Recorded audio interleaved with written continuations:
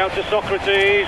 Socrates still trying to get the opening. Oh, Socrates! Whoa! And there it is. The crazy gang have beaten the Culture Club. Maggie Thatcher, can you hear me? Maggie Thatcher, your boys took the hell of a beating. Your boys took the hell of a beating.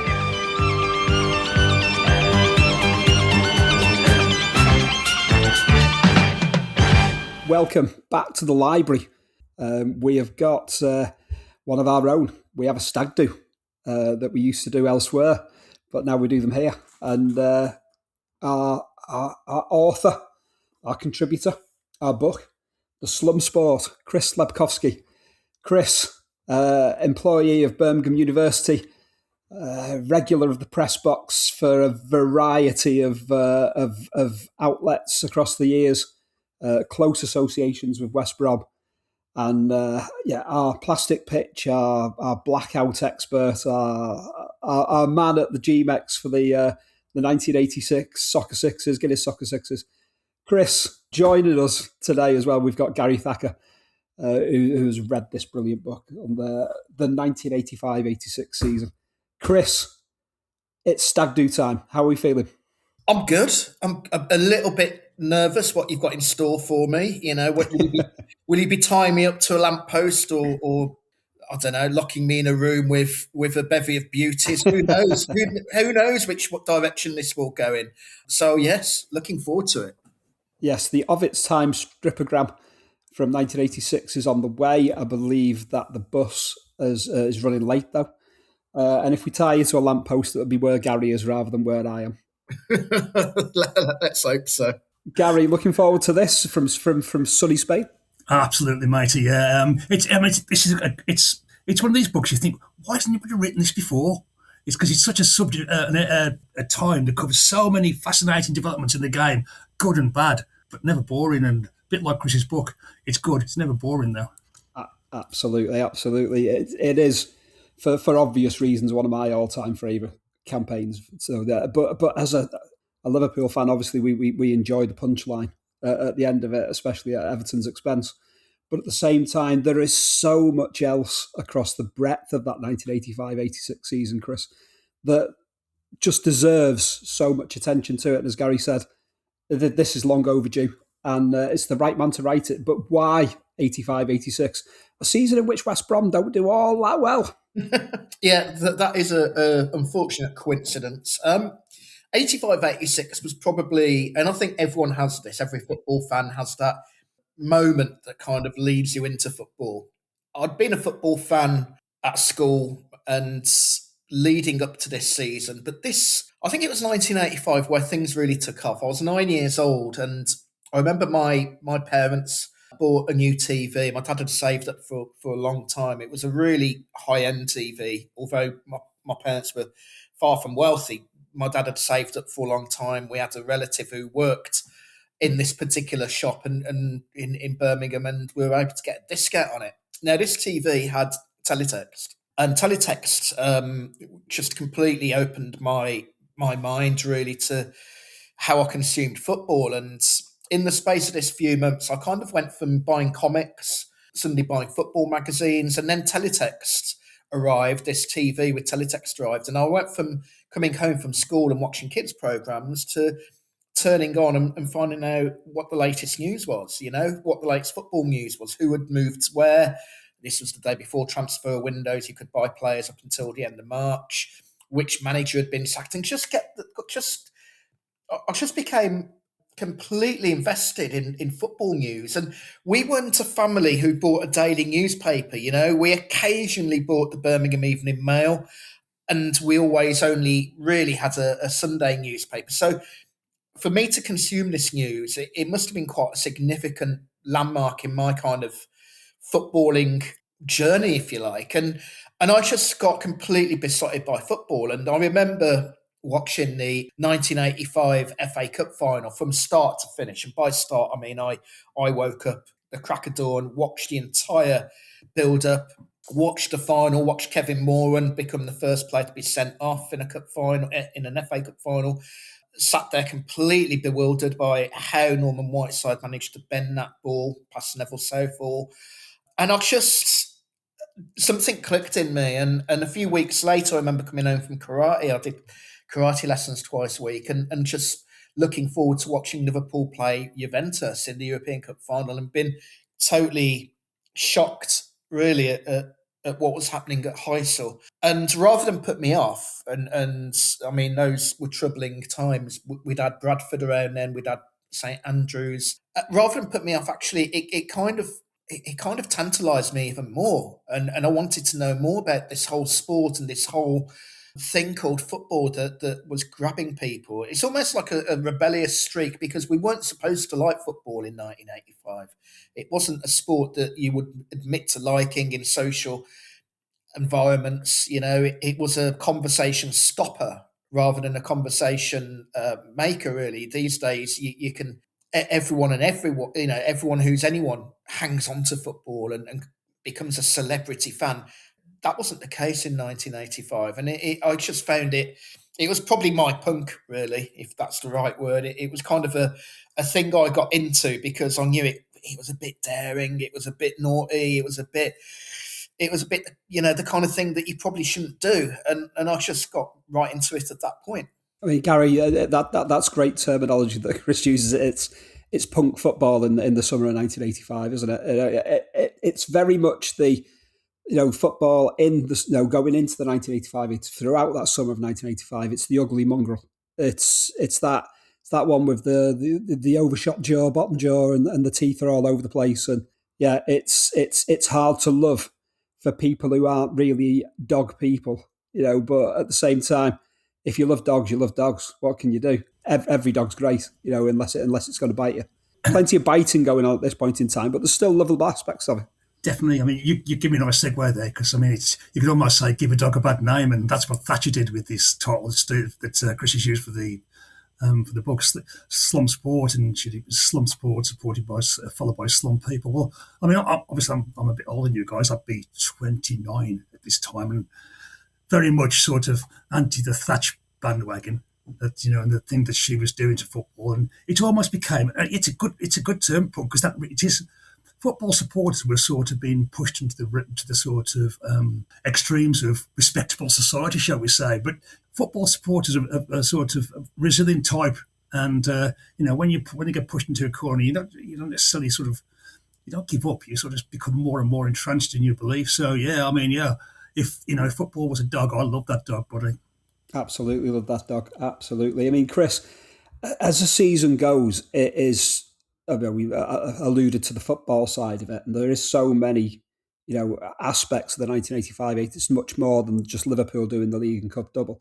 This has got Oxford United, winning the League Cup, the Milk Cup, as we have to call it for this module. We've got the full Members' Cup. Gary gets a bit of unexpected glory with Chelsea in this campaign. We've got kind of like all of these, the TV dispute. There's a looming World Cup. A season in which, the Scottish national manager dies virtually live on our television screens in shocking circumstances at Ninian Park, Cardiff. We've got, the build-up to a 1986 World Cup that, involves, a Mexico City earthquake. It's got, so much to it. Wimbledon get promoted to the football for the first division at the end of this particular season. You've got Swindon Town chasing down the 100-point mark. There is just so much going on that maybe a question is how do you manage to fit it all in? It was a case of working out what to leave out, and I wanted to put all the big stories in there. So I also have Middlesbrough who were approaching the very nadir of their existence. In fact, they did go out of business, as reported by Tyne Tees. They pretty much disappeared off the map for a few minutes, and then all of a sudden they came back again. The takeover was successful and a club was reborn. Reading won the opening 13 games of the season, and we're getting crowds of only a couple of thousand because most of their stadium was shut down due to the post-Bradford safety measures that were implemented. If that spring of 1985, and by the spring I'm including Bradford, where We had the awful blaze that killed so many. St Andrews, where we lost a fan. Luton versus Millwall, where there was rioting and a police officer almost died. And then Heysel, if that period was football's winter, then I wanted to be there for the spring and summer, really, that followed, because I always felt that there could only be better times ahead. And this was such an important season because football needed a good season. It needed something to return from the utter calamity that was April, May 1985. And I think there was a response. We had the closest title dice that we'd had for many years. And possibly, I would still say it's up there with the best that we've had. 3 clubs going into the final weekend of the season with a chance of winning the league, and 2 of them being neighbours, and one of them being a complete outsider in that battle. We had Man United, who finished 4th in a one-horse race, and a complete collapse by them. And you mentioned my own club, West Bromwich Albion. Well, I mean, it was a season of utter farce.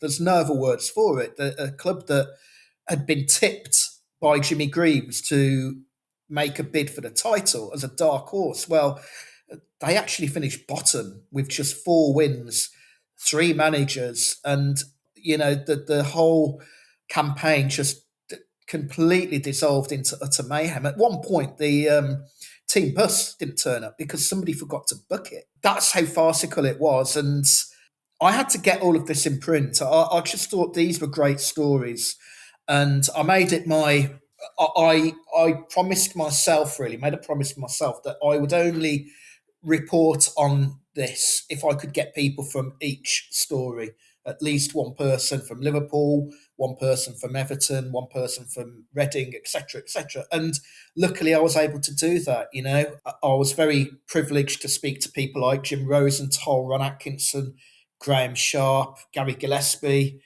Frank McAvenny, Tony Cottee, Derek Mountfield, Trevor Senior, Tony Mowbray, and the brilliant Barry Davis, who was very willing to provide a forward and genuinely made one of the most incredible moments of my career, really, to have Barry Davis writing a forward for this book was just such an honour and privilege. And it's not often I've been starstruck in my life because of the job I've done, but wow, that one did kind of take my breath away a little bit. Yeah, Barry Davis, just an incredible individual. I've spoken to him myself, and there's nothing quite as surreal as hearing Barry Davis at the end of a telephone line. It's just, your own childhood coming straight back at you, and be able to ask it questions. It's an unreal experience. Gary, so many topics as Chris has mentioned there. There's many that we've not even touched on there. I mean, you look at, say, Ipswich Town, the relegation as well. West Brom going down was a big casualty, but Ipswich Town just 5 years on from winning the UEFA Cup and being a title contender and all of that. There was so many layers to this specific season. Absolutely, Matt. You mentioned, just touched on Swindon. What a story that was, and their collapse afterwards when sort of Hoddle moved on.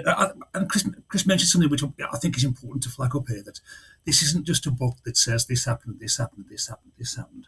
The guys that Chris has interviewed and got their input into the stories gives it so much more depth and colour that you can see it from a perspective of the inside of these stories that we sort of were aware of. And you mentioned about the Liverpool double, which was okay. It's not the Four Members Cup, Stephen, but you've won something, so fair play. But it gives it so much depth when you get a guy from the inside telling you the story. I think this is what makes Chris's book, as I say, not just a story of what happened, but there's the different dimension to it. There's so much depth to it as well. So yeah, and you mentioned, Steve, there are a lot of stories. I think there's 13, 14 chapters. Each one is so important, but there's so many other things, as you mentioned, that Chris would have space for as well, without cutting down the quality of the stories they did cover. Yeah, I mean, it is, the dream season from my perspective is that what Liverpool did, yet everything else that surrounded it was just so unreal. I mean, Chris mentioned, Manchester United 4th in a one-horse race, and Chelsea didn't just win the full Members' Cup that year. They were in the mix of the title race going into the early spring. They were certainly dotted around as well. So that it just had so much. And like I say, going down the division, Middlesbrough, which I didn't even mention early on, I vividly remember the chains on the gate at Urson Park and the news reports about it all. And so much chaos going on. And Middlesbrough weren't the only club on the brink of oblivion in that particular season.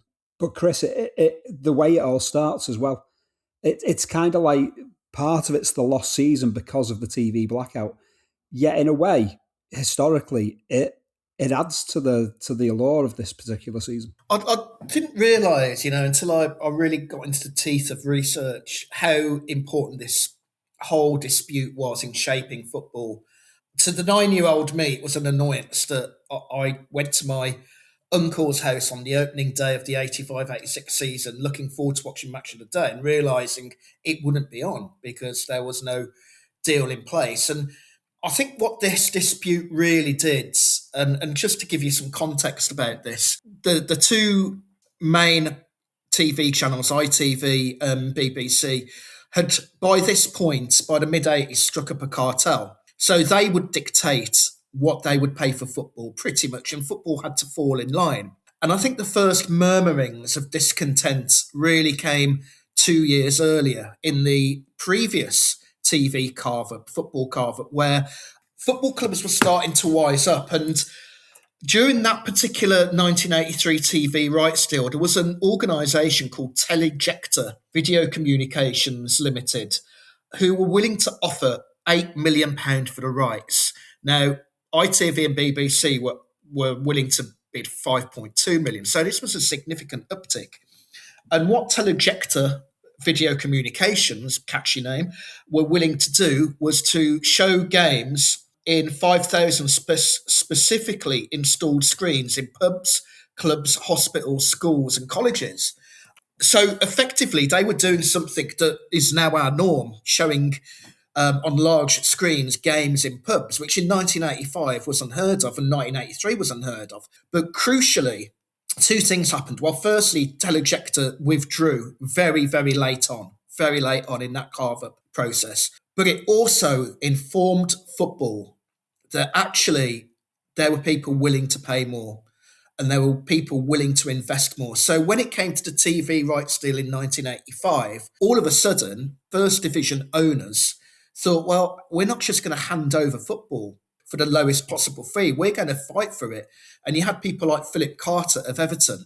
You had people like David Dean, who was emerging at Arsenal and had been impressed by the way that American sport was not only delivered as a package, but the money that was sloshing around there. He felt that English football was way behind, and he was right. You had Irving Scholar, who was the owner or the major shareholder of Tottenham, who had rebuilt a stand to make it more appealing to a corporate audience, and was quite staggered that in this increasing era of credit cards, you can actually go to White Hart Lane and pay via plastic. They were still only accepting cash. So you had all of these people emerging. And of course, Robert Maxwell had just taken over not long since Oxford. He was another player in all of this. And these people came together and basically said, we will not be bullied by the TV companies. Now, the TV companies, BBC and ITV, quite rightly turned around and said, well, we don't need football. Why should we pay for a damaged product? And they were completely correct in all of this. What you had a standoff that carried on and went through right until the end of December, when finally common sense prevailed and they did come back to the table and agree a deal. But what this did, crucially, this drew a line in the sand, and never again would football clubs be bullied. I mean, during those initial talks, Robert Maxwell famously said that the TV offer from BBC and ITV was mad, bad and sad. And it was during that period of 85-86 that Irving Scholar of Tottenham commissioned a guy called Alex Flynn. Now, Alex Flynn had worked for Saatchi & Saatchi. He was an expert in auditing and analysing companies and being able to produce and deliver a reality around what those companies were worth. And he came back and he said, after doing a complete analysis of football and studying the potential earning rights of football, he came back and said football was hugely undervaluing itself. And it was also during this period that people like Philip Carter, David Dean, Liverpool's owners, Martin Edwards of Manchester United, started to discuss the realistic potential of a breakaway league that would eventually culminate in the Premier League. These discussions and all of these little factors were coming together. The TV rights deal failing, the notion that the big five, Everton, Manchester United, Arsenal, Tottenham and Liverpool, were getting together and discussing a potential breakaway of a Super League. All of these things were culminating in what would happen a few years later. But the very seeds of that, the embryo of the Premier League, was very much planted during this period. And I think it goes to show, really, not just from a viewing point of view for all of us being denied football and the uproar that caused, but the impact it had on the greater game going forward. It was just hugely important, this particular period, in shaping how football in shaping the relationship between broadcasters and football going forward. And Gary, it was a fascinating face-off in that respect. It was, you've got the Football League clubs who they know they've got a product, that's worth more than they are getting for, but there is such a narrow market for it because we are still an era of 4 television channels, 2 of which are the BBC. And then you've got kind of, the opposite side of it. There's the TV channels knowing that they can kind of call the shots. But within that, the concept of a Super League had gone back many, many, many years, before this as well. It was something that was spoken of for certainly in the early 1960s. I've seen reference of it. But that conservatism as well, it's almost like football hamstrung itself because they were never quite bold enough. They had the ideas, but not the bravery to follow it through in that respect. So did they kind of back themselves into a bit of a cul-de-sac before they come out fighting? I guess to some extent they did. There's a truism about value. Something's worth is exactly what you can get for it. No more, no less. And the only time that's distorted is when there's only one bidder or what a cartel, as Chris described it. And it's interesting you raised the telejector. I mean, I remember this issue many years ago, well, obviously in the mid-80s. And it was a sort of, one of those moments, a what moment. And it almost sort of gave the German, there's a way out of this, guys. There's a bigger market if we can find the right players.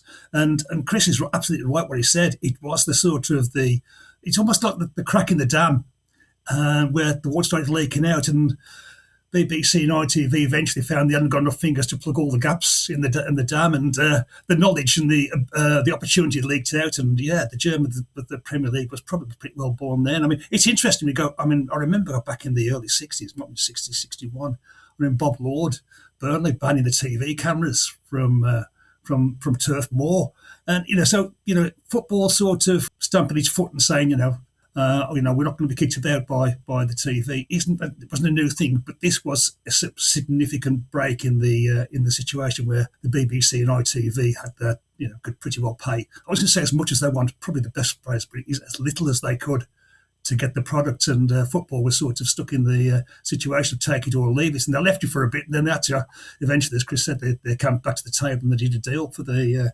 remainder of the season. But yeah, it's another one of those things that's perhaps it isn't obvious at first look at the 85-86 season, but when you get in there and sort of peel back the issues around it, that it was another major factor in the season for the future of football.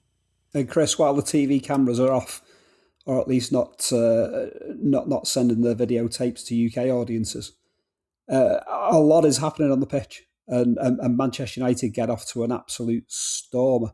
Which, along with Frank McAvenny being on London Bridge and trying to flag down anyone that might recognise him, this amazing start to the season for Manchester United. They go 10 points clear within 10 games.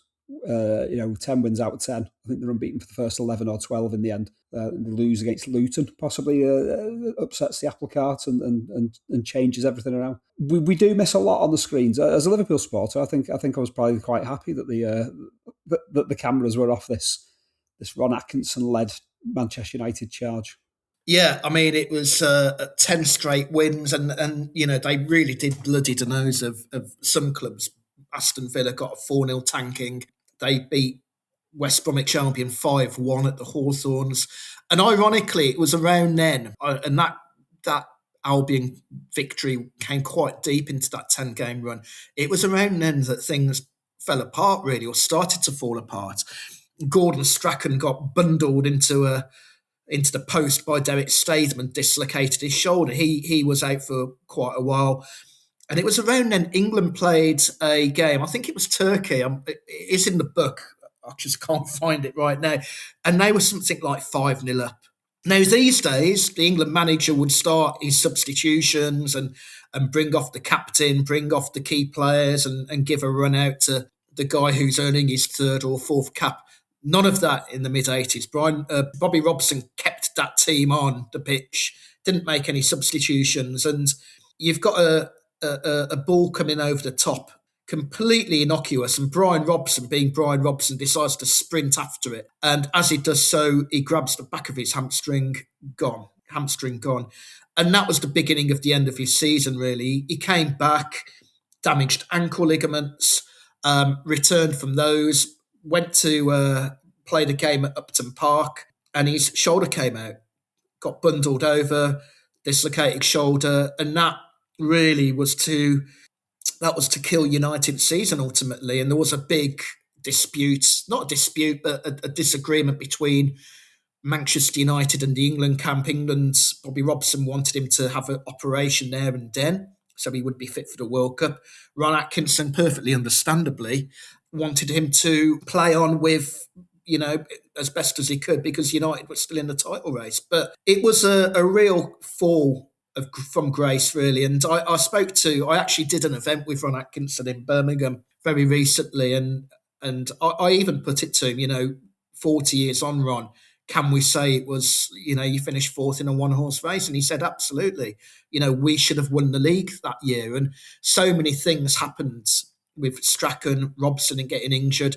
John Gidman broke his leg, if I recall. Norman Whiteside was shunted around the pitch to accommodate other injured players. I think the other key aspects, there are two things really from United's point of view. Firstly, the failure to sign Gary Lineker for 800,000, because United would only allow that if Ron Atkinson got rid of somebody, and that one player he wanted rid of was Frank Stapleton, but he wouldn't go to Bordeaux. The irony is United couldn't afford to sign Lineker at that point, and yet during 85-86 would sign Peter Davenport and Terry Gibson for a combined higher fee, and those players barely scored a handful of goals between them. So that really knackered United's chances, not having that goal scorer. But also Mark Hughes, who was such an emerging prospect, such a brilliant footballer. He was contractually vulnerable. He was still on a youth or relatively junior contract.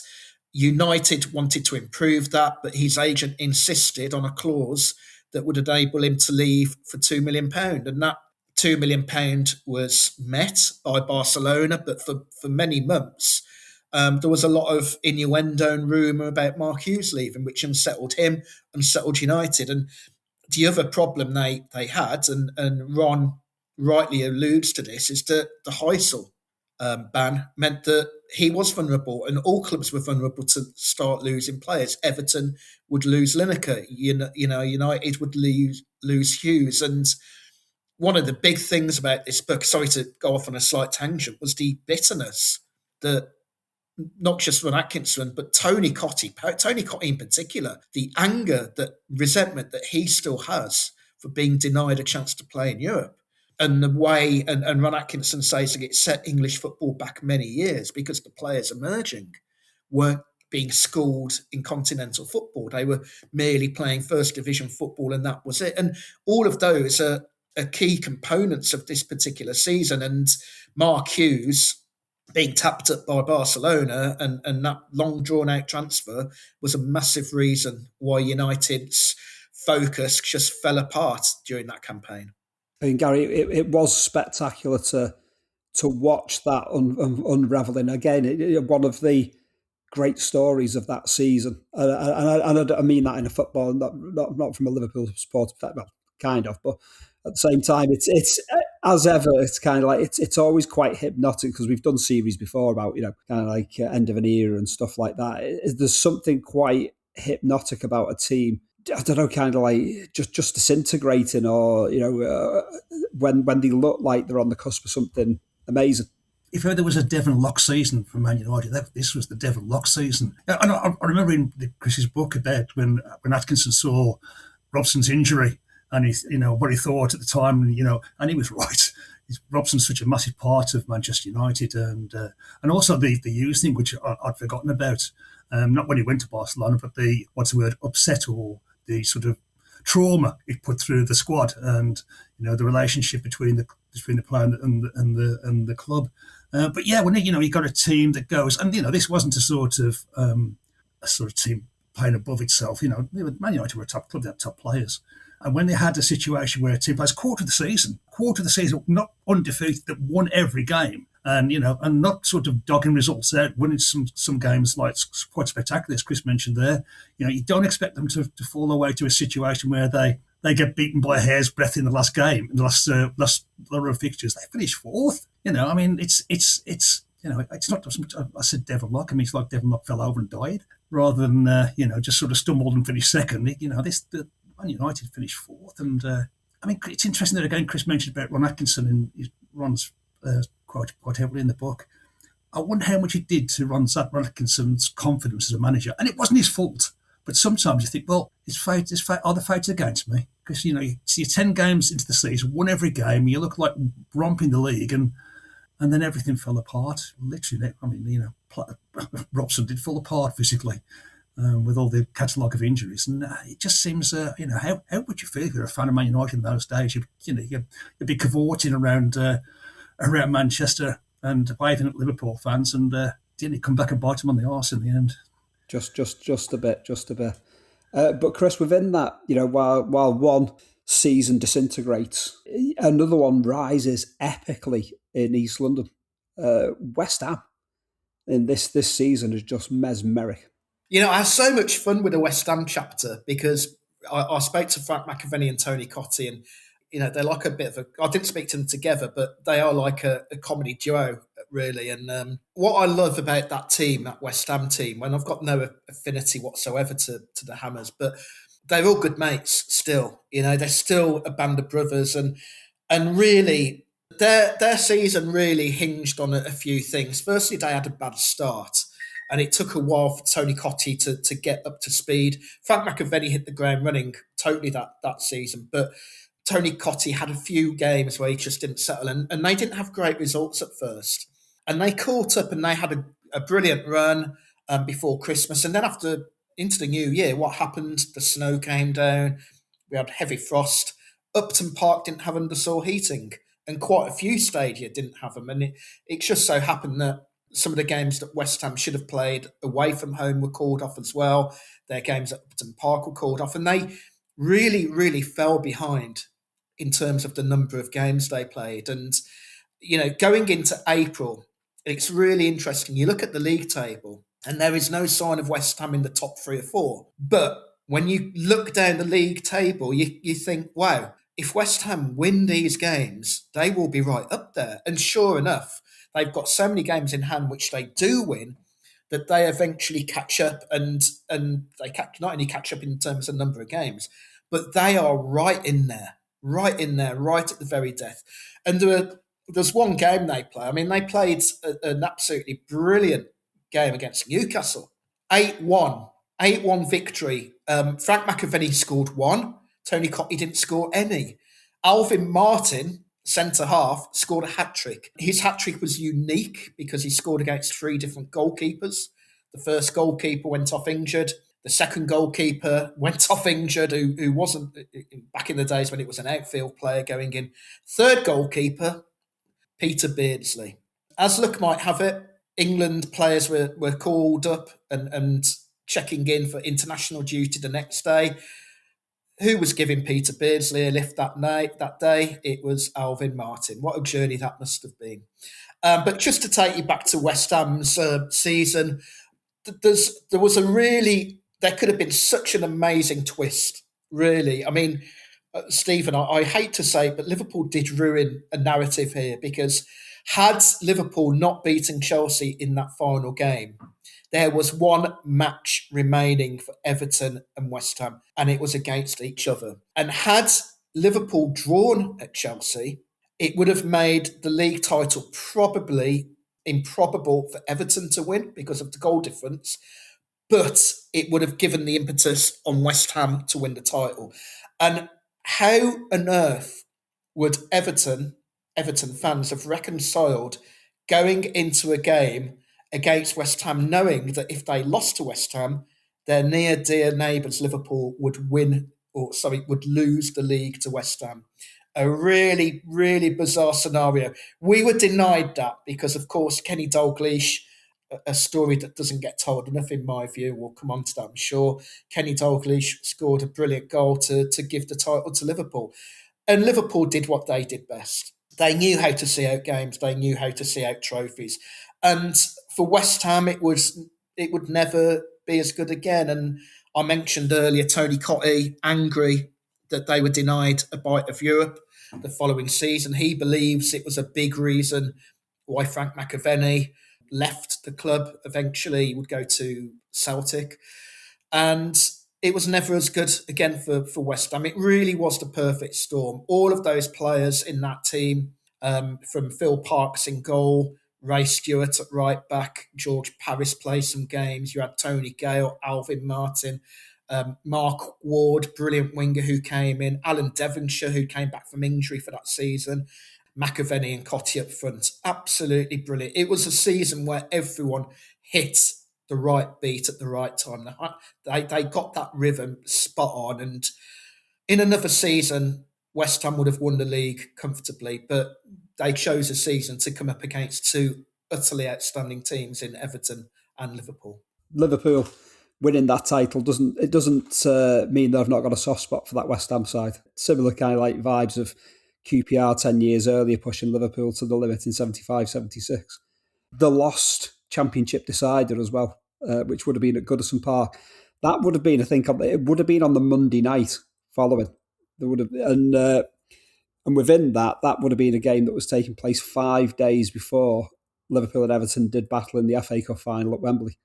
So that conundrum of Everton, you know, how do they phone it in on the Monday night in a parallel universe or not for an irate Liverpool to wipe the floor with them at Wembley a few days later?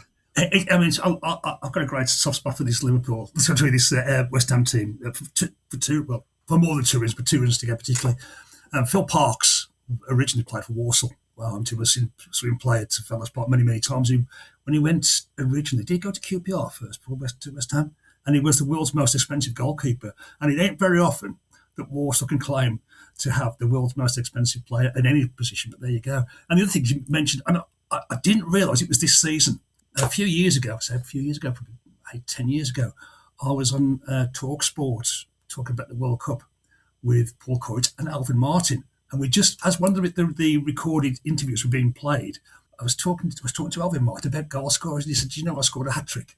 Get out. And he told me about that game, Chris, the Newcastle game. I didn't realise it was this season. He just put that memory back. So, yeah, a couple of things. But they were a great team, West Ham, so entertaining. And McAvenny and Cottee, they were like the yin and yang. They were the chalk and cheese off the pitch. You know, Cottee, the sort of fairly quiet guy, McAvenny, the playboy. I mean, McAvenny just slotted right with the 1970s Chelsea team with Osgood and Hudson and those sorts of guys. But, great partnership. And, you know, I don't think either were as good without each other. But together, they were absolute dynamite. And West Ham nearly reaped the ultimate reward for us. They did indeed, but it was to be Liverpool edging out Everton, Chris. Kenny Dalglish, player-manager. Not many teams had a player-manager at all. It was unheard of in the first division, certainly. You might have got 1 or 2 down in the lower leagues, but this was revolutionary. It was shocking. I can remember it just being so out there. It was hard to believe. Already within an era of a punch-drunk few days where the Heysel has just occurred as well. Everything just seemed incredulous at that point in time, yet he rises, imperiously as the season goes on. A few teething issues early on. And across the park, you've got Everton that Howard Kendall channels so much through Gary Lineker that season. This duel between the two that eventually culminates at Wembley as well. It's it is one that stands the test of time. Well, firstly, there's the utter audacity of Liverpool appointing a player manager. I mean, it's unheard of these days, but even then, I remember West Brom having a player manager in. I know they had a player manager in John Giles. I'm too young to remember it. There were one or two others scattered around the leagues, but it wasn't the kind of thing big clubs tended to do, or the very big clubs tended to do. And for Liverpool to do that, not only to replace a succession of great managers before him, Shankly, Paisley, Fagan, but to do it on the back of the trauma of Heysel and all of the problems that would have brought, all of the issues that would have engulfed Liverpool around then. It was such an incredible call by Liverpool to do that. It could have been Phil Neal, actually. I don't know how widely known that is. Phil Neal was pitching for the job. He didn't get it, and he would end up leaving that season to go and manage Bolton in a similar player manager capacity. But I don't think this title by Liverpool gets mentioned enough in the great title wins of Liverpool. And it's for the simple reason that I mentioned, the audacity of appointing a player manager, all of the responsibility that would have come or been brought to Dalglish's door following Heysel, the very fact that all eyes were trained on Liverpool, the match reports of those early few weeks of August all make reference to the pressures, all make reference to Dalglish being a novice and having to pick up the pieces following Heysel, etc., etc. And Alan Hansen, the captain, of all people, the captain, said that it was one of the worst Liverpool teams he played in. I mean, it wouldn't be the first or last bad prediction that Hansen would make on Football Matters, but it goes to show really how well Dalglish did. And I think this was his greatest body of work. I know he won the title a couple of years later with a brilliant team and he would win more trophies and, of course, would win the title at Blackburn. But this was, without any shadow, in my view, Dalglish's best piece of work. Because also, across the road, over across Stanley Park, you've got Everton. And Howard Kendall takes the nuclear option of dumping his talisman, Andy Gray, to sign Gary Lineker. And I know some Evertonians have a problem with Gary Lineker replacing Gray. They felt that they were a better team with Gray than they were while Lineker was there. I can see that, but equally, Lineker scored 40 goals that season. Andy Gray did not score anywhere near 40 goals after leaving Everton. His career wound down. He didn't even reach 40 goals. So I think it was the right decision that Everton, that Howard Kendall took. But I think Liverpool were just in the business of knowing how to see out games, knowing how to win titles, knowing just what they needed to do to ensure they got over the line. And maybe Alan Hansen was right. Maybe it wasn't the best Liverpool team that he had played in. But as a story, as a narrative, it's up there with the very best, in my view. Indeed. From a Liverpool supporter perspective, it wasn't a halcyon first half of the season, but yeah, it gained just the most compelling momentum. And there were several different Liverpool sides across that season, really. And the Phil Neal aspect of this, Gary, is always a fascinating one because he was Liverpool's captain. He was Liverpool's senior player. He'd signed in November 74. If Liverpool were looking towards a player to be manager, Phil Neal was the man next in line, basically, if they were moving away from the boot room as such. And it did cause some animosity, some bad blood. Suddenly Phil Neal has to call Kenny Dalglish boss and all of that. And here is Kenny Dalglish dealing with a player who's not happy with the situation, not happy that he's been passed over for the manager's job. He is also an ageing right back. and Dalglish has to be building for the future. That relationship, that demographic between Dalglish and Phil Neal, it's one that it's well known for those who were around at the time watching football on Merseyside, but in wider context, it falls massively under the radar. If you're looking from the outside and you're told Liverpool have appointed a player as the player manager, probably most money would have been on Neil because of the experience he hadn't been at the club for so long, being the skipper, as you say. And when it was Dalglish that was there, it sounded like it was an emotional decision because Dalglish had been so upfront with the situation after Heysel. But I mean, obviously, looking back in reflection, it was a brilliant decision. I mean, and if it was an emotional, it paid dividends. And it's interesting, listening to Chris say about, this could well be argued to be Dalglish's best piece of work. Yeah, I mean, to pick a club up from the situation that he sort of inherited with the background that was going on because of Heysel and that sort of situation, and then have to deal with the issue of, and it wasn't his fault falling out with Neil, and the sort of, obviously, the resentment that Neil felt to some extent was another battle. And, the guy did brilliant. Let's face it, the guy as a manager of the club. And I think the one thing that perhaps gave a little bit of reassurance to people was that Paisley had been brought in as an assistant manager, and it's okay. Bob's there to give advice. Now, obviously, at this stage, I think Paisley was suffering the early part of his illness, and I don't know how much Dalglish leaned on him, and perhaps it was a little bit, perhaps it was a bit more than that. But I think Dalglish had to be his own man, and that may well have been something that worked in his favour because success followed. It was a brilliant campaign, orchestrated from a difficult situation where Man United dashed off into the distance, and then he had to compete with a rampant West Ham, the goals they were rattling in, and across Stanley Park, the Blues were another strike and knocking the goals, as Chris said, 40 goals for Lineker. So, yeah, I mean, it was a magnificent achievement by Liverpool, and perhaps more poignantly, Dalglish.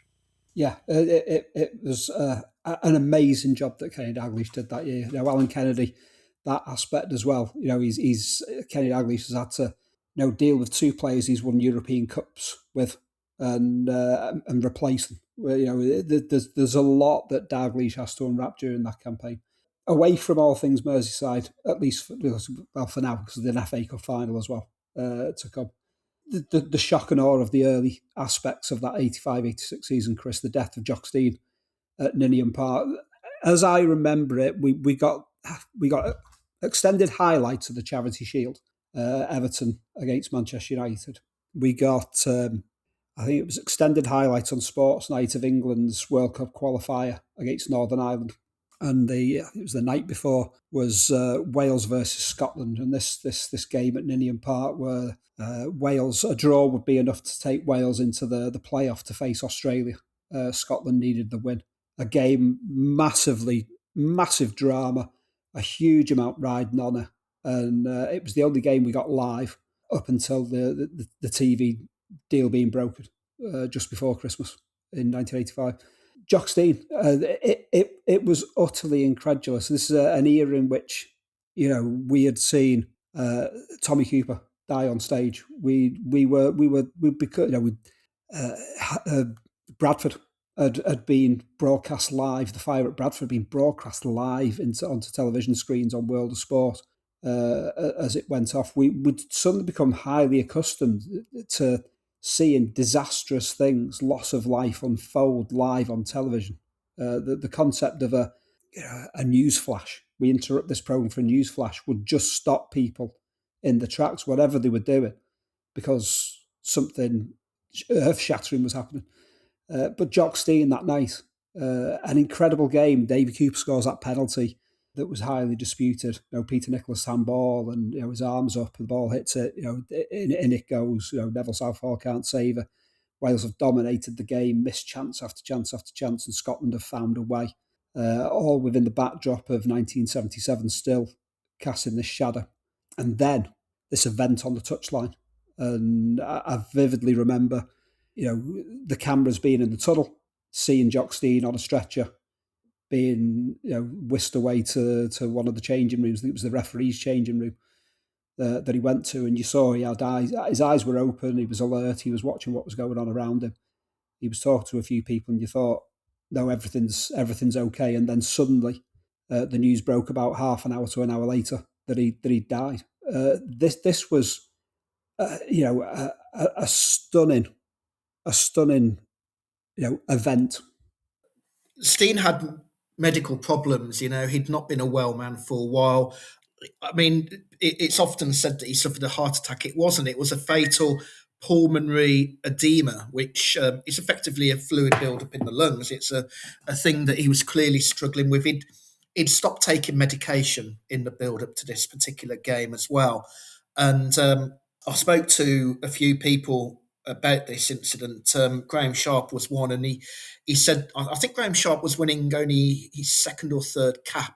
So he wasn't familiar really with Jock Stein as much as the other players were, but he did say there was a feeling that he wasn't himself. He wasn't quite right in the build-up to the game. He was looking a little bit grey, and it just wasn't the kind of... He didn't have the sparkle that he normally had. And for this chapter, and it was a difficult chapter to write, I spoke to Jim Rosenthal, who was the presenter of the coverage that night. He presented it from a booth in Ninian Park. Martin Tyler was the commentator, or certainly part of the team that day. I think he might have been a reporter maybe rather than the commentator. And Martin Tyler, was very close to Jock Stein. And even when I spoke to him now, well, for the book, I say now for the book, he was overcome with emotion. He got upset because of what Jock Stein meant to him. And it was just you're right, it was the era of the newsflash and the era of shocking TV footage of things happening that nobody prepares you for, really. And Scotland needed the draw to get into the playoffs, and they fell behind. They got that equaliser through the Davy Cooper penalty. And there was a moment where the whistle went and Jock Stein climbed out of the dugout. And now, by this point, he's being surrounded by all photographers ready to get that money shot of him celebrating. And Jock Stein hears the whistle and goes to climb out of the dugout and just falls and collapses. And amid the euphoria of the final whistle, actually following a few seconds later, Alex Ferguson has to literally chase after the players who are celebrating to calm them down and say, look, the gaffer, Jock's had a fall, he's not well. And we have this surreal interview with, I think it's Willie Miller, where Martin Tyler has to inform him that, Jock's had an episode, he's being treated for something, and nobody's really aware of the full scale of what goes on. And when I spoke to Jim Rosenthal about this, he had no idea of the gravity of the situation, and even had he known, he couldn't possibly report it, because you have to play the situation to a degree. You can't announce something unless it has been officially announced, and he had to carry on. It wasn't helped that he and Jimmy Greaves had a group of young Herberts behind him, knocking on the window, flicking V's, trying to get on TV. So he had to deal with that. And obviously this unfolding tragedy. And it wasn't until a few minutes after that final whistle, and I think it was Graham Sharp who said that he spotted the masseur who was from Celtic, also working for Scotland. He saw him walking out the tunnel in floods of tears, that he knew that his worst fears were confirmed. And it was just a dreadful incident, really, of that really shook football. And it was yet another story in this whole season that summed up the scale of the stories that were there. And it's ironic, because I talked earlier about TV companies not really giving consideration to the value of football. But all of these stories, and this one in particular, played out live on TV. The utter irony of that showed really that actually this was a massive story, and it was captured by TV. in a game that otherwise, we weren't seeing any TV. During a period where we were seeing no TV. So it goes to really emphasise the strength that football still had, not only as a sport, but in terms of the news radar, really how strong it was at the time and still is and was then. And it was just a monumental moment within that season that would define so much. And Alex Ferguson would take caretaker charge. They played a playoff against Australia and they qualified for the World Cup. How things would have unravelled with Jock Stein, we'll never know. But there's no doubt, really, it was a massive, massive moment in the whole trajectory of football that season. I think, Gary, it was one of the the legends. Bill Shankly, famously walked up to Jock Stein, in Lisbon after the '67 European Cup final and said, "Jock, you're immortal now." He remains, this immortal figure, despite that immortal figure living in what was ultimately a very mortal body. Immortals are quite appropriate. I mean, because you look at people like Jock Stein, and you can't imagine dying. It doesn't make sense. These guys, they're such a massive figure in football that that's not, you can't do that. But some things are bigger than football, and this obviously is a case in point. It's just draw a comparison between what happened at Heysel and Bradford and St Andrews, Chris mentioned earlier. I didn't know those guys. I was aware of Jock Stein was, and I think the cut. And I don't know why it's true, but when it's somebody that you're sort of aware of, and their gravitas, the cut's deeper because you're more personally involved. And I think football should take a back seat in situations like this, but it's almost difficult for it to do because football was such a part of who Jock Stein was. He was such an achievement that he had at Celtic winning the European Cup and then, going close again afterwards. A fantastic manager, but also, an iconic manager in Scottish football. And it became, I remember watching the game and as Chris related, I didn't realise for a while, I'm sure a lot of people didn't, what happened because there was a celebration on the pitch. And it wasn't until a few minutes later that the news started coming out about what happened to Jock. And, I guess football, and the qualifying for a World Cup, it don't matter in the end, did it really? Indeed. To lighten the mood, as a conclusion, we'll touch on the 3 domestic cup finals that took place that season, Chris. An FA Cup final, a Milk Cup final, and a full Members Cup final, much to Gary's glee. There is, just doing the sums, there is 3 games and 16 goals involved across those games. The full Members Cup final, 5-4 to Chelsea. The League Cup final, the Milk Cup final, 3-0 to Oxford United, and Liverpool win the FA Cup final 3-1. 3 glorious Wembley occasions, Chris. And made even more remarkable, Manchester City versus Chelsea, which was the full Members' Cup final. Both teams had played on the Saturday. The final was on the Sunday. So Manchester City played Man United, and on the Saturday, Chelsea played Southampton. And both teams only made one change to the following day's lineup. I think Mick McCarthy came in for Man City, and I think Kerry Dixon was ruled out with an injury for Chelsea. And the thing that grabs me, that strikes me about the full Members' Cup final, firstly, it had been such a pig of a competition leading up to Wembley. You're getting so many clubs registered their lowest ever attendances that year. Format was a bit shambolic. You had clubs nearer to the north of England being in southern groups, and some games were over 2 legs, some weren't. It was all a bit off the cuff. But more than 70,000 turned up to this cup final. And what is striking is the fact that if you look at the game, if you look at the Wembley arena and the pitch, there are absolutely no adverts around the perimeter of the pitch. You think of Wembley, you think of, the usual adverts that you see in cup finals, the billboards. There was nothing for that because there was so little interest. There was so little expectation that this competition would lead to anything. And it ended up being a classic. And Colin Lee talked me through that game. He actually scored twice. David Speedy got a hat-trick. And, at one point, Chelsea were 5-1 up. And they were so knackered that they let those 3 goals in. And, by all accounts, the goal scoring probably would have intensified had they got an equaliser and it gone into extra time, because the players were just absolutely on their knees making mistakes.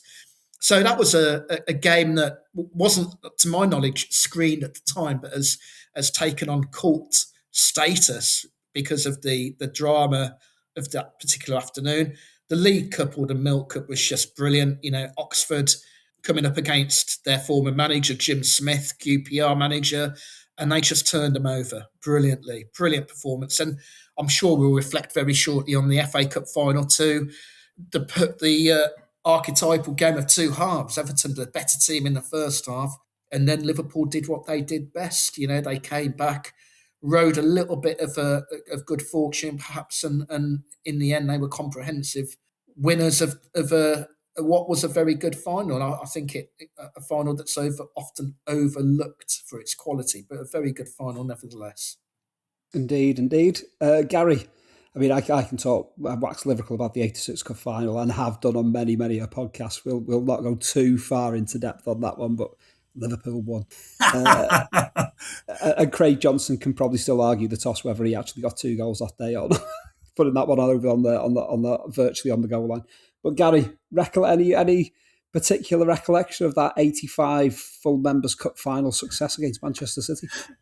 Yeah, I mean, the first thing that struck me actually when I look back and do research on these, both teams changed kits for some strange reason. I mean, City wore the faux Inter Milan, faux AC Milan red and black stripes, and Chelsea played in all white. And I remember a podcast we were on a while ago, Steve, and you asked me about the goalkeeper of Chelsea, and I couldn't remember the hell who it was. And it's a guy called Steve Francis, who played for a while at the club, but then had been used by Eddie Nizvecki. And he came back into play in this game because Eddie Nizvecki was injured. And he had a very strange career. He substituted for Nizvecki again the following Easter and conceded 14 goals in 3 games, never played again for the club, and they sold him to Reading, I think. But it was interesting. There's all the players in the game, the final, aside from Mick McCarthy, who's arguably Irish, although he was born in England, were all English or Scottish or Welsh. Only one Welsh player, David Phillips. I mean, Chelsea had 6 English players and 5 Scottish players in the starting 11. And, Chris just mentioned about how the game went. Chelsea were losing early. Then rolled 5 goals in, and going into the last 5 minutes, they were 5-1 up, and still, as Chris said, nearly chucked it away in the end. And 4 Members' Cup, and it's the big one, Brit. It is the big one, forget European trophies. It's the full Members' Cup. But anyway, put that to one side. I mean, it's a tournament that nobody really cared about. Nobody knows about the League Cup final. An entirely different game. I mean, Oxford United. You look at the teams, and Oxford had some really outstanding players in their team. They had Trevor Hibbard, Houghton, who wanted to play for Liverpool, Charles, who actually scored the goals of the game, and Truick and Aldridge, John Aldridge as well. So Oxford are a really good team, and you look at the way they got to the final. They'd beaten Newcastle, they'd beaten Villa, and QPR had beaten Chelsea, beat Liverpool, beat Forest. So when they got to get to the final, those 2 clubs weren't there by a fluke and getting easy runs all the way through. They both played some decent teams, and Oxford won quite comfortably in the end. And I think it was a game where you think this team could go someplace. It didn't really. There sold a lot of players, and as is the want with some clubs and run by owners or chairman who've got an eye on financial situations, that it wasn't really their start of an era. It was almost like the little rise on the way that never really went very far. Absolutely. But joy is in the beauty of the beholder when it comes to shiny trophies. A trophy's a trophy. A trophy is a trophy. You put silverware in the cabinet, mate, and it counts. Exactly. It all counts. It all counts. Moving on to our and finally section, our joyous and finally section. Gentlemen, I sent you a couple of links earlier in the day. We have got still no football yet, December 1985. An agreement has been struck on the 20th of December, but we are waiting until the FA Cup third round, first weekend in January, before we'll see any games. Off to the cinema. Anything in particular? I'll go with you first, Gary. That box office list for December 1985. It's the Christmas trip to the cinema. What are you off to watch? Yeah, I guess it's interesting. There's a few decent ones on there and a few sort of perhaps not so hot. I mean, it was a sort of an era of sequels. I mean, Rocky IV was the biggest film at the time, and I guess Rocky 18 would be probably out in a couple of weeks, and Jewel of the Nile, and that was there, another part of a series that came out. But some big films there. Out of Africa was perhaps one of the largest ones, and obviously because of Christmas, you had a Santa Claus. But there's a lot of Back to the Future was another one I was going to mention, which is a good film, but there again led on to a franchise. So some good films there. Colour Purple was on there as well. So if I'd go with one, I'd probably go with Jewel of the Nile or Back to the Future. Very light-hearted, but entertaining. Fair enough. Chris, what's your movie of choice for Christmas 1985? There are two intriguing ones. Firstly, the one I'm going to watch is Clue, which was a great film. I remember Excellent. That. It was based on the Cluedo film. There's a film underneath that. That Clue was 11th highest. 12th was A Trip to Bountiful, which was shown in one cinema and yet finished 12th on this list of box office films. No idea what that was, but I'm going to settle down, get the popcorn and watch Clue. Excellent. We have spoken Clue before on one of our modules, but I'm definitely on for Clue, and a bit of Spies Like Us as well would tick the box for me. Very good. Opening day of the football season, we've got no match of the day. We shall console ourselves the following day with recording music illegally from the radio and the top 40. Chris, what are you going for from our top 40 of Sunday, the 18th of August, 1985? Well, I'm going to give the number one a miss, which was Into the Groove by Madonna, not really my scene. Likewise, Holiday, number 3. I'm going nowhere near the reggae karaoke singers, UB40 at number 2. Drive, I like the Drive by the Cars, great song. Reminds me of that summer. There's a couple here. Guilty Pleasure, Life is Life. You can hate me all you like, but I like it. Again, very much of that summer. In Between Days by The Cure, which is a brilliant song. I love that to this day. I might do a bit of body popping to Axel F, Harold Faltermeyer. Why wouldn't you? Great song. Living on Video by Trans X. Very, very European vibe to that. But I was a big fan of that song. And She Sells Sanctuary by The Cult. I'm also having that. So I'm taping a few. I'm going to fill that while I can, There's a few slots left. I Can Dream About You, a bit of a guilty pleasure as well. We'll add that one in. And bubbling under the top 40, we've got I'm on Fire and Born in the USA by Bruce Springsteen. Again, decent songs. I'm going to put those on the tape too. Some fine choices there, Gary. Anything that you're poised with the play and record button? Yeah, well, most of the stuff that Chris said, funny enough. It's interesting that the first top four were all sort of featuring female artists, and Chris mentioned Madonna was in 1 and 3, and Chrissy Hynde was there, and Kate Bush was at number 4. Drive, Chris mentioned, yeah, definitely. Money for Nothing. I mean, I'm a bit of a sucker for Dire Straits, and I think that's quite a clever song. So yeah. I missed that one. Brilliant song. Yeah. Live is Life. Now, Steve, Live is Life only has one video. Does it not? Does it not? It does. And so, it's to an Argentinian. It certainly is. Yeah, I mean, and I've looked at the cover art. It's not Madonna, so I'm what are you doing, guys? What are you doing? So moving on, Axel F again. Yeah, I mean, I like this because I think Beverly Hills Cop, the start of a franchise, was the first Beverly Hills Cop was really good, really funny. Madonna had a third song in the top 40, in fact, top 24. Raspberry Beret, perhaps Prince. Yeah, that's reasonable. She Sells Sanctuary I've got as well. So yeah, Glory Days, Springsteen. So yeah, there's some decent stuff in there. There is some decent stuff. Live is Life, definitely is a definite for me there. Only with the Madonna video though. Only with the Madonna video.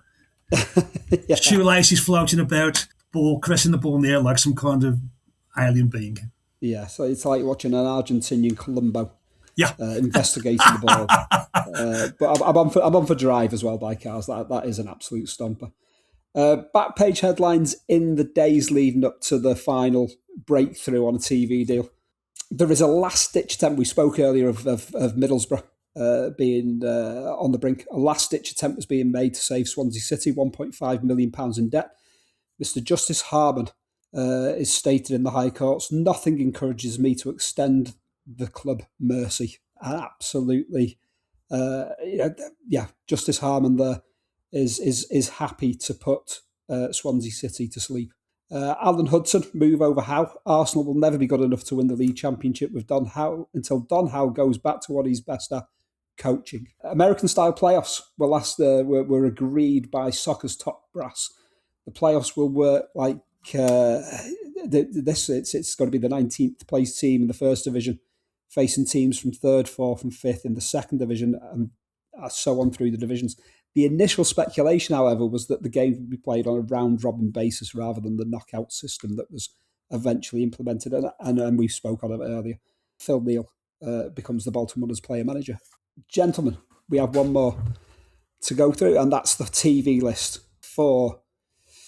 Which one did I pick now? I picked it was the eve of the FA Cup final. BBC One, Chris.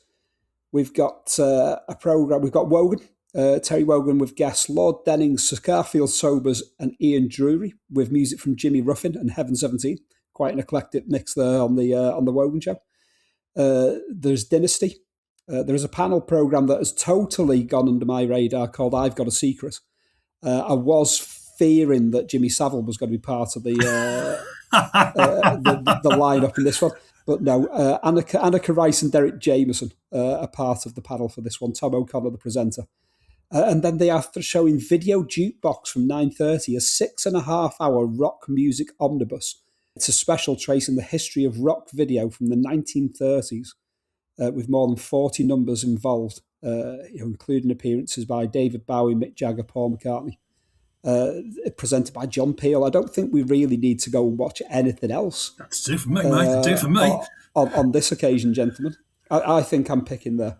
I've got to call it there. ITV, Home to Roost at 8:30, Auf Wiedersehen Pet at 9.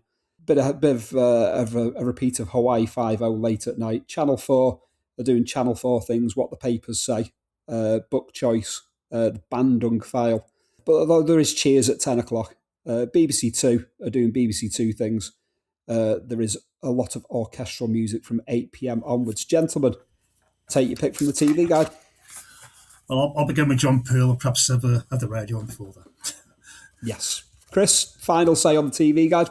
Well, a 50-year-old me would have watched John Peel, but back when I was 9, 10 years old, I probably would have watched Home to Roost, Auf Wiedersehen Pet maybe. Cheers, I enjoyed as well. I might have to set the video for one of those. I think it was a clash.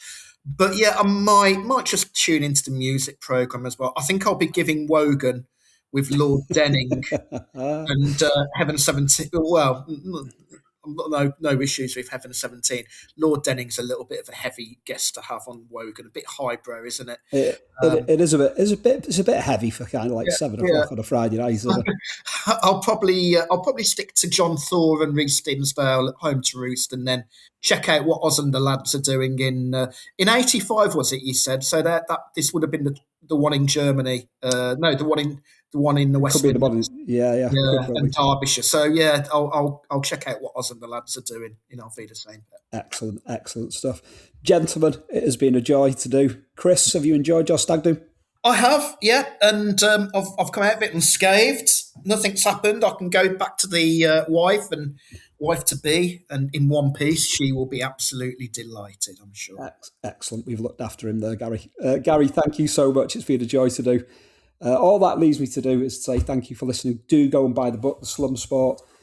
Curtis Sport is our publisher for this one, and it is a magnificent book, absolutely brilliant. Chris, you can also put the Slum Sport into your search engine of choice. It will take you straight there. Thank you. Brilliant stuff. Spread the word about the book and the podcast, and we'll be back very soon with another module on Your Boys Took a Hell of a Beating. Thank you and goodbye.